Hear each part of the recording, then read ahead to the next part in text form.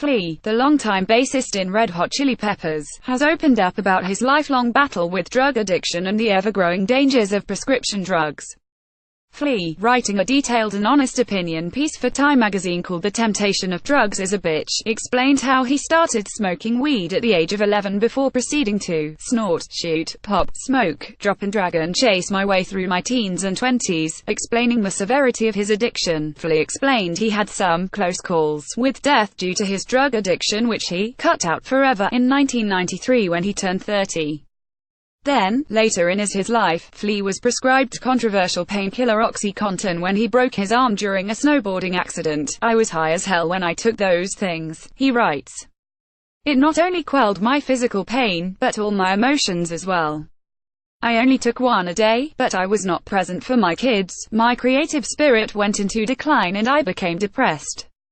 I stopped taking them after a month, but I could have easily gotten another refill," he added.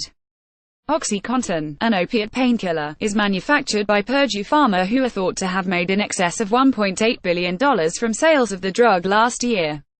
Becoming one of the most popular painkillers in the U.S., opioid overdoses have become a leading killer of under 50s and claimed the high-profile lives of Tom Petty and Prince in recent years. Many who are suffering today were introduced to drugs through their healthcare providers. Flea continued. "When I was a kid, my doctor would give me a butterscotch candy after a checkup.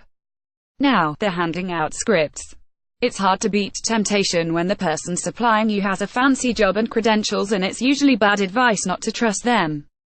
There is obviously a time when painkillers should be prescribed, but medical professions should be more discerning.